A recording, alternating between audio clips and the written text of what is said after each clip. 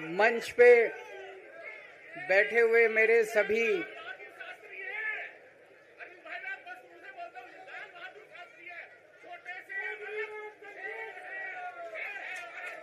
शुक्रिया। मंच पे बैठे हुए मेरे आम आदमी पार्टी के सभी साथीगण, नेतागण, आज यहाँ पे इतनी बड़ी संख्या में आए हुए सभी भाइयों बहनों और जो टीवी के माध्यम से इस वक्त देश भर में लोग देख रहे हैं, उन सभी भाइयों बहनों, माताओं, बुजुर्गों, बच्चों, आप सब लोगों को मेरा नमस्कार, सबको मेरा प्रणाम। I love you too. सबसे पहले मैं ऊपर वाले का शुक्रिया अदा करता हूं, भगवान का शुक्रिया अदा करता हूं, जिनकी हमेशा हम लोगों के ऊपर बहुत कृपा रहती है, बहुत आशीर्वाद रहता है भगवान का, भोलेनाथ का, हनुमान जी का बहुत आशीर्वाद रहता है। इसी वजह से इतनी बड़ी बड़ी मुसीबतों से निकल के हम लोग आते हैं। इतने बड़े बड़े सामने हमारे दुश्मन हैं जिनसे लड़के हम लोग सफल होते हैं। एक छोटी सी पार्टी जिसने इस देश की राजनीति बदल के रख दी। मैं इसीलिए सबसे पहले ऊपर वाले का पूरे सम्मान के साथ शुक्रिया अदा करता हूं और आशीर्वाद चाहता हूं।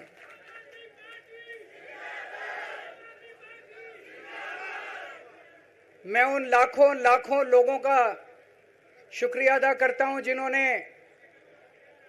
हम लोगों के लिए, जब हम लोग जेल में थे, मैं, मनीष सिसोदिया जी, संजय सिंह जी, विजय नायर जी, अभी सतिंदर जैन जी हैं, अमानतुल्लाह खान हैं, उनको वो भी जल्दी आएंगे मैं उम्मीद करता हूं। जिन जिन लोगों ने हमारे लिए दुआएं की, मन्नतें मांगी, मंदिर मस्जिद गिरजे गुरुद्वारे गए, उन सब लोगों का मैं तहे दिल से शुक्रिया अदा करता हूं।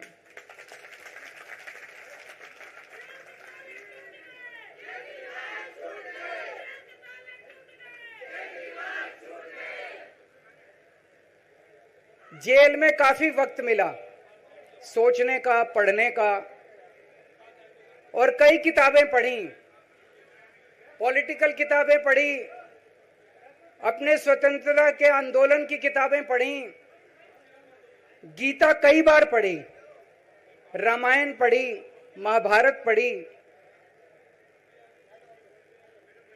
आज मैं अपने साथ एक किताब लेके आया हूं, ये भी मैंने कई बार पढ़ी, भगत सिंह की जेल डायरी। आप लोगों ने पढ़ी है? पढ़ना इसको जरूर, खरीद लेना, खरीद के इसको पढ़ना, भगत सिंह की जेल डायरी। जब भगत सिंह जेल में थे, आज से 90-95 साल पहले, उन्होंने जेल के अंदर अपने लेख लिखे थे, वो लेख इसमें हैं। और जेल के अंदर से उन्होंने बाहर कई लोगों को खत लिखे थे, उन्होंने अपने क्रांतिकारी साथियों को खत लिखे थे, उन्होंने देश के युवाओं के नाम खत लिखे थे। बलिदान से पहले साथियों को अंतिम पत्र 22 मार्च 1931, ये खत उन्होंने जेल से लिखा और उनके साथियों तक पहुंचाया अंग्रेजों ने। बटुकेश्वर दत्त की बहन प्रोमिला को पत्र, बचपन के दोस्त जयदेव गुप्ता को पत्र, वाइसरॉय को पत्र, ये सारे पत्र अंग्रेजों ने भगत सिंह के पहुंचाए। युवाओं के लिए जो पत्र लिखा, वो पत्र बकायदा युवाओं के एक सम्मेलन में पढ़ के सुनाया गया। भगत सिंह की शहादत के 95 साल बाद आजाद भारत के अंदर एक क्रांतिकारी मुख्यमंत्री जेल गया। मैं अभी जेल गया, मैंने जेल से एक ही पत्र लिखा था एलजी साहब को। 15 अगस्त था, देश का स्वाधीनता दिवस था। देश के आजादी के दिवस के ऊपर दिल्ली का मुख्यमंत्री दिल्ली सरकार की तरफ से झंडा फहराता है। मैंने एलजी साहब को 3 दिन पहले चिट्ठी लिखी, 15 अगस्त के 3 दिन पहले, कि एलजी साहब, मैं चूंकि जेल में हूं, मेरी जगह आतिशी जी को झंडा फहराने की इजाजत दी जाए। कुछ गलत तो नहीं लिखा? वो चिट्ठी मेरी एलजी साहब तक नहीं पहुंचाई गई, मुझे चिट्ठी वापस करी गई और मेरे को ये वार्निंग जारी की गई। ये वार्निंग भी लेके आया हूं, जिंदगी भर साथ रखूंगा ये मेरे को वार्निंग दी गई कि दूसरी बार अगर आपने एलजी साहब को चिट्ठी लिखने की हिम्मत करी तो आपके साथ जो फैमिली मुलाकात होती है हर हफ्ते, वो फैमिली मुलाकात बंद कर दी जाएगी। मैं मन में सोच रहा था, अंग्रेजों ने भी नहीं सोचा था कि आजाद भारत के अंदर 95 साल के बाद अंग्रेजों से ज्यादा क्रूर और अत्याचारी शासक इस देश के ऊपर आएगा। आपने सुना होगा बटुकेश्वर दत्त और भगत सिंह ने असेंबली में एक बम फेंका था, या सुना है सब लोगों ने? तो दोनों को जेल हुई, दोनों को एक ही जेल में रखा गया, बगल बगल वाली कोठरी में रखा गया। ये मैं चिट्ठी पढ़ के सुना रहा हूं आपको भगत सिंह की, जो उन्होंने प्रमिला को, बटुकेश्वर दत्त की बहन को लिखा। कल रात बट्टू को किसी दूसरी जेल में भेज दिया गया है, तब तक वो उनके साथ ही था भगत सिंह के। ये चिट्ठी 17 जुलाई 1930 की है। उनकी जुदाई मेरे लिए असहाय हो रही है। भगत सिंह लिख रहे हैं बटुकेश्वर दत्त की बहन को कि बटुकेश्वर दत्त की जुदाई मेरे लिए असहनीय हो रही है। आज पहला दिन है जब मैं अपने को पूरी तरह उद्विग्न पा रहा हूं और मेरे लिए हर मिनट एक बोझ बन गया है।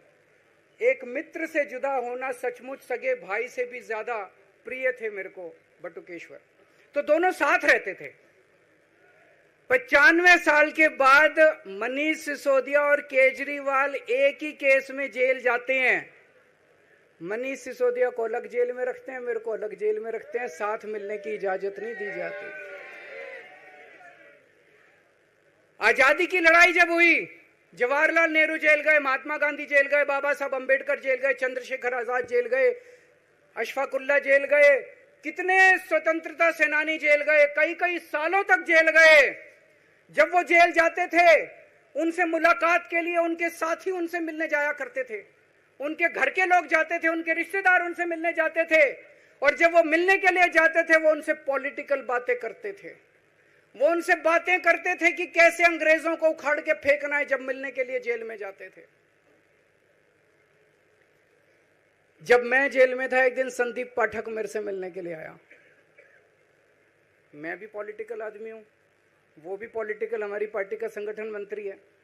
आके उसने मेरे से पॉलिटिकल बातें करी। और क्या करता, रोमांटिक बातें थोड़ी करता। तो पॉलिटिकल आदमी वो, पॉलिटिकल आदमी मैंने उससे पूछा देश में क्या चल रहा है, उसने देश की पॉलिटिकल हालत बताई। मैंने उससे पूछा पार्टी में क्या चल रहा है, उसने संदीप पाठक को ब्लैकलिस्ट कर दिया गया। उसके बाद मेरे से मिलने नहीं दिया गया। भगत सिंह जब फांसी पे चढ़े, उन्होंने सपने में भी नहीं सोचा था कि ऐसा भारत होगा। आज से 95 साल के बाद इस देश के अंदर इतनी क्रूर और अत्याचारी सरकार आएगी कि अंग्रेजों को भी पीछे छोड़ देगी। दोस्तों,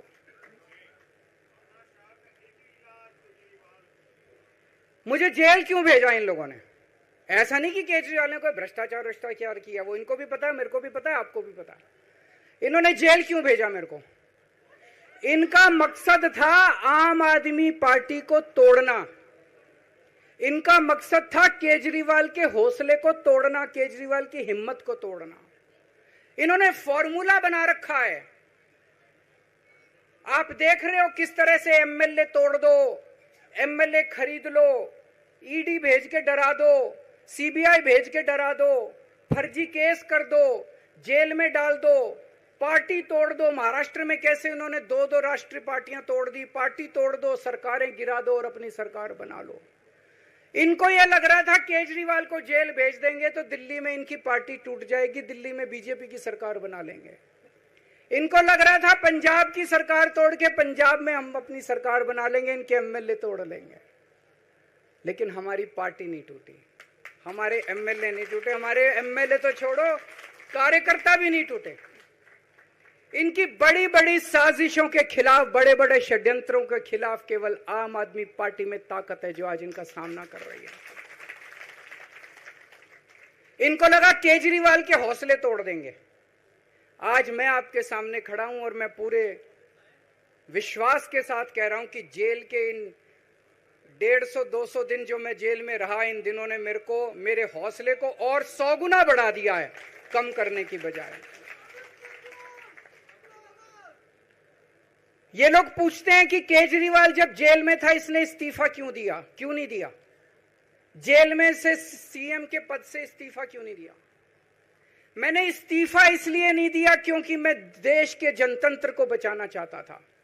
इन्हें जो इतने फॉर्मूले बना रखे हैं, एमएलए तोड़ दो, पार्टियां तोड़ दो, एमएलए खरीद लो, डरा दो, अब एक फॉर्मूला और इन्होंने नया बनाया है। जहां जहां ये चुनाव हारे वहां वहां के मुख्यमंत्री पे फर्जी केस करके उसको गिरफ्तार कर लो और उसकी सरकार गिरा दो। अगर मैं इस्तीफा दे देता, अगर मैं हेमंत सोरेन साहब ने इस्तीफा दिया, मैं भी इस्तीफा दे देता, इन्होंने सीतारमैया पे भी अभी केस किया है, इस सीतारमैया साहब के ऊपर, इन्होंने पिनाराई विजयन के ऊपर भी केस कर रखे हैं, ममता दीदी के ऊपर केस कर रखे हैं। ये एक ऑपोजिशन के मुख्यमंत्री को नहीं छोड़ते, एक एक को पकड़ के फर्जी केस कर करके उनको जेल में डाल देते और एक एक की सरकार गिरा देते। मैं जेल में गया, अभी 10 दिन पहले सुप्रीम कोर्ट की एक बेंच ने पूछा सरकार से कि जेल के अंदर से सरकार क्यों नहीं चल सकती। बड़ा आप लोगों ने अखबार में, सुप्रीम कोर्ट ने पूछा है केंद्र सरकार से कि जेल के अंदर से सरकार क्यों नहीं चल सकती, तो जेल के अंदर से सरकार साबित कर दिया हमने।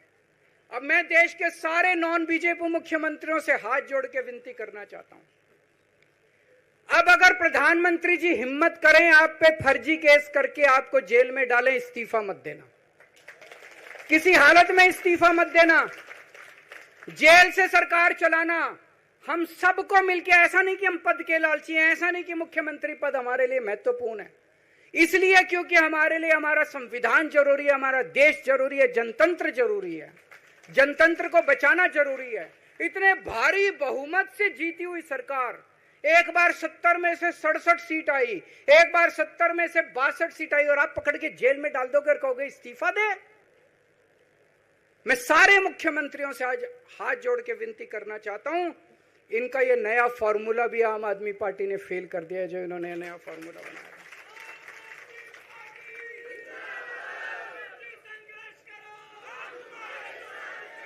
आज इनकी हर षड्यंत्र, हर साजिश से सामना करने की ताकत आम आदमी पार्टी में है। क्यों? क्योंकि हम ईमानदार हैं। दिल्ली में सरकारी स्कूल थे, गरीबों के बच्चे सरकारी स्कूल में पढ़ने जाया करते थे। सरकारी स्कूलों की हालत बहुत खराब थी, गरीबों के बच्चों का कोई भविष्य नहीं था। 16 लाख बच्चे दिल्ली के सरकारी स्कूलों में पढ़ते थे। टूटे फूटे टिन के स्कूल थे, डिब्बे थे, स्कूल क्या डिब्बे थे, कोई पढ़ाई नहीं होती थी, गरीबों के बच्चों का भविष्य खराब था। उन गरीबों के बच्चों को पिछले 10 साल के अंदर 18 लाख बच्चों को हमने सरकारी स्कूल अच्छे बना के भविष्य दिया है। हम ये कैसे कर पाए? हम ये कर पाए क्योंकि हम ईमानदार हैं। आज अगर किसी के घर में कोई बीमार हो जाए, प्राइवेट में ले जाओ, लाखों लाखों रुपए खर्च हो जाते हैं। अगर थोड़ी सी सीरियस बीमारी हो, छोटी सी बीमारी हो, 10-15 हजार रुपए कहीं नहीं गए, इन बड़े बड़े अस्पतालों में ले जाओ। दिल्ली के अंदर हर सरकारी अस्पताल को शानदार बनाया, नए नए सरकारी अस्पताल खोले, गली गली में मोहल्ला क्लिनिक खोला, लोगों की चाहे अमीर हो चाहे गरीब हो, सबका इलाज, सबकी दवाइयां, सबके टेस्ट, पूरा इलाज मुफ्त कर दिया। क्यों? क्योंकि हम ईमानदार हैं। आज दिल्ली की महिलाएं जब बस में सफर करती हैं, उनकी टिकट नहीं लगती। बाकी देश की सरकारें घाटे में चल रही हैं, दिल्ली की सरकार ये सब सुविधा देने के बावजूद फायदे में चल रही है। क्यों? क्योंकि हम ईमानदार हैं। आज दिल्ली के अंदर इतनी सुविधाएं, 24 घंटे बिजली आती है आज दिल्ली में, पहले 8-8 घंटे के पावर लगते थे। हम ये कर पाए क्योंकि हम ईमानदार हैं। आज दिल्ली के लोगों को फ्री बिजली मिल रही है। कैसे? क्योंकि हम ईमानदार हैं।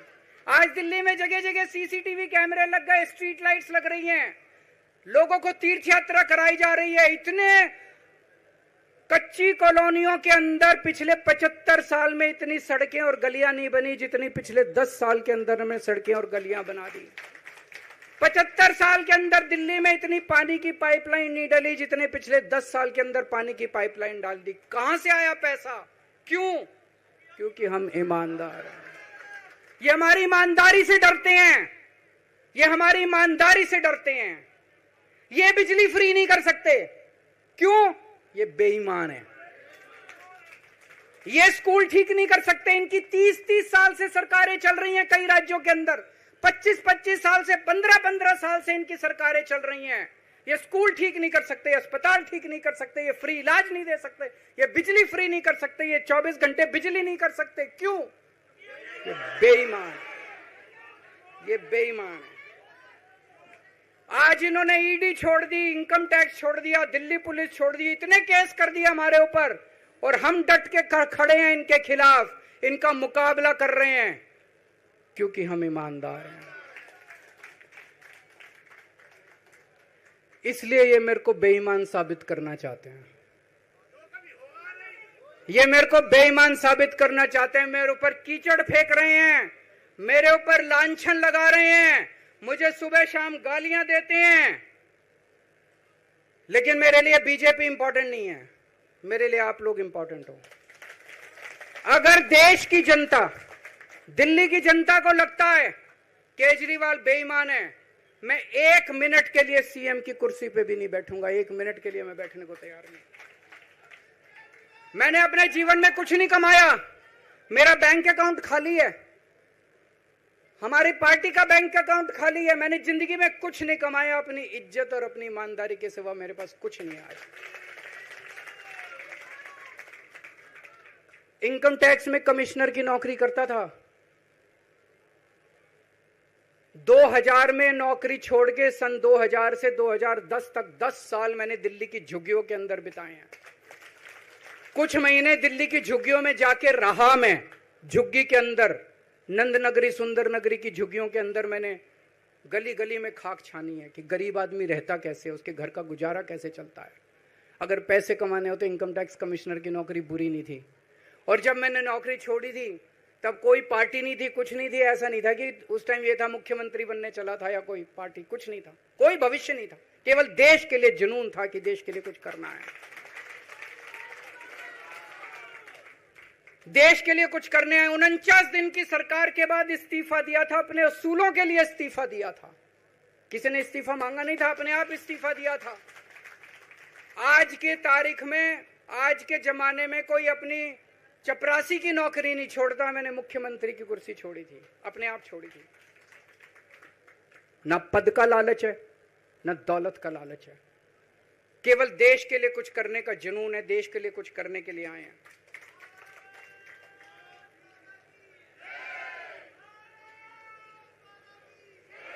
इन्होंने मेरे ऊपर आरोप लगाए, मनीष जी के ऊपर आरोप लगाए हैं। इस देश का जो सबसे कठोर कानून है ईडी का कानून, पीएमएलए, जिसमें बेल भी नहीं मिलती, बेल मिलनी भी मुश्किल है, उसके अंदर हमारे ऊपर तरह तरह के इन लोगों ने आरोप लगाए हैं। कोर्ट से हमको बेल मिल गई, उसके बावजूद आज की तारीख में, आज जो स्थिति है, इससे फालतू कोर्ट और कुछ नहीं कर सकता था जितना कोर्ट ने कर दिया हमारे पक्ष में। हम कोर्ट के बहुत शुक्रगुजार हैं। कोर्ट ने हमें बेल दे दी, अभी बेल तक ही दे सकता था। अब ये केस चलेगा। मैंने वकीलों से पूछा, मैंने कहा मेरा दिल कहता है कि जब तक ये मैं कोर्ट से बरी होके ना आ जाऊं तब तक मैं सीएम की कुर्सी पे नहीं बैठूंगा। उन्होंने कहा जी ये 10 साल चलेगा केस, कोई कह रहा है 15 साल चलेगा केस, कोई कह रहा है 20 साल चलेगा केस। तो केस ये अभी लंबा चलेगा। आज कोर्ट जितना कर सकता था, कोर्ट ने हमारे पक्ष में निर्णय लिया है, हमें बेल दे दी। उन्होंने ऐसे कानून में जिसमें बेल मिलनी नामुमकिन होती है, उन्होंने बेल दे दी। आज मैं आपकी अदालत में आया हूं, जनता की अदालत में आया हूं, आपसे पूछने के लिए आया हूं, क्या आप केजरीवाल को ईमानदार मानते हो कि गुनहगार मानते हो?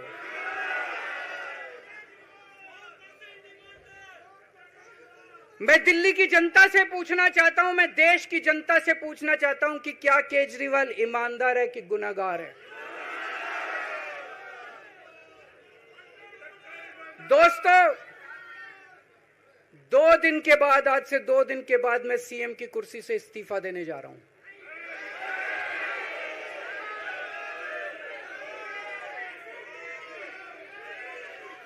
और मैं तब तक सीएम की कुर्सी पे नहीं बैठूंगा जब तक जनता अपना फैसला ना सुना दे। मैं जनता के बीच में जाऊंगा, गली गली में जाऊंगा, घर घर में जाऊंगा, और जब तक जनता अपना फैसला ना सुना दे कि केजरीवाल ईमानदार है, तब तक मैं सीएम की कुर्सी के ऊपर नहीं बैठूंगा।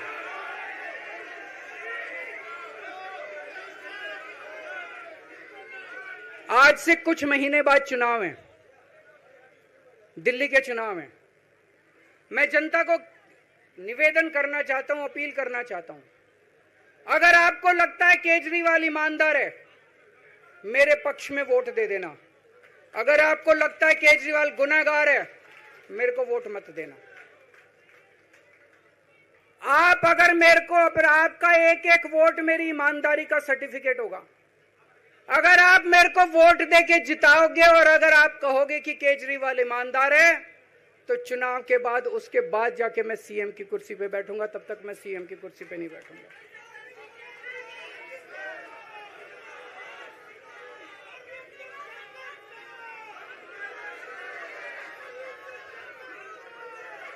आपको लग रहा होगा अभी अभी जेल से रिहा होके आया है, ये कैसा क्यों बोल रहा है? अभी अभी जेल से रिहाई होके आया है, अब ये इस्तीफा क्यों दे रहा है? इन्होंने मेरे ऊपर आरोप लगाया है, इन्होंने आरोप लगाया है कि केजरीवाल चोर है, इन्होंने आरोप लगाया है केजरीवाल भ्रष्टाचारी है, इन्होंने आरोप लगाया है केजरीवाल ने भारत माता के साथ धोखा किया है। ये करने के लिए नहीं आया था मैं, सत्ता से पैसा और पैसे से सत्ता, इस खेल के खेलने के लिए मैं नहीं आया था। मैं देश के लिए कुछ करने के लिए आया था। जब 14 साल के बाद भगवान राम वनवास से लौटे, सीता मैया को अग्नि परीक्षा देनी पड़ी थी। आज मैं जेल से आया हूं, मैं अपनी अग्नि परीक्षा देने के लिए तैयार हूं।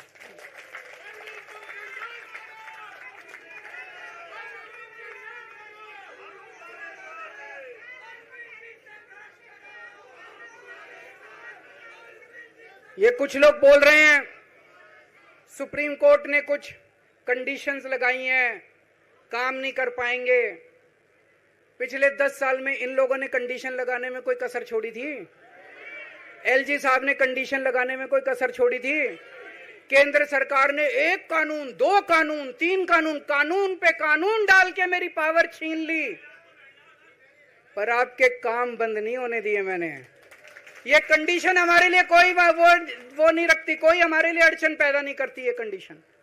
इन कंडीशन को भी देख लेंगे, लेकिन मेरे लिए जो मायने रखता है वो है, मैंने अपनी जिंदगी में ईमानदारी कमाई है। अगर आपको लगता है केजरीवाल ईमानदार है, जम के वोट दे देना मेरे पक्ष में। चुनाव के बाद सीएम की कुर्सी पे जाके बैठूंगा।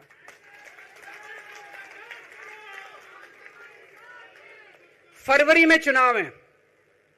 आज इस मंच से मैं मांग करता हूं कि ये चुनाव नवंबर में कराए जाएं, महाराष्ट्र के साथ कराए जाएं, तुरंत कराए जाएं चुनाव। और जब तक आपका फैसला नहीं आएगा, तब तक मैं जिम्मेदारी नहीं संभालूंगा। और मैं, जब तक चुनाव नहीं होते, मैंने जैसे बताया 2 दिन के बाद मैं अपना इस्तीफा दूंगा। जब तक चुनाव नहीं होते, तब तक मेरी जगह आम आदमी पार्टी से कोई और मुख्यमंत्री बनेगा। अगले 2-3 दिन के अंदर विधायक दल की मीटिंग होगी और विधायक दल की मीटिंग में अगले मुख्यमंत्री के नाम का तय किया जाएगा। मैं मनीष जी से बात कर रहा था, जो पीड़ा मेरे मन में है वो पीड़ा मनीष जी के मन में भी है। इनके लिए भी वही सब कहा गया जो मेरे लिए कहा गया है। मनीष जी का भी कहना है कि ये दिल्ली के उप मुख्यमंत्री और शिक्षा मंत्री और मंत्री का पद तभी संभालेंगे जब दिल्ली की जनता कहेगी कि मनीष सिसोदिया ईमानदार है। तो मैं और मनीष सिसोदिया, हम दोनों का फैसला आपके हाथ में है, जनता के हाथ में है। हम दोनों जनता की अदालत में जा रहे हैं, गली गली जाएंगे, जनता के बीच में जाएंगे और उनसे पूछेंगे, अगर जनता कहेगी ईमानदार है तो हम आके इसकी कुर्सी पे बैठेंगे। 2020 में आया था मैं, 2020 में मैंने कहा था, मैंने अगर काम किया हो तो मेरे को वोट देना और काम नहीं किया हो तो वोट मत देना। कहा था कि नहीं कहा था? आज मैं आपके बीच में आया हूं, मैं कह रहा हूं अगर मैं ईमानदार हूं तो वोट देना, अगर मैं बेईमान हूं तो वोट मत देना, बिल्कुल मत देना। भारत माता की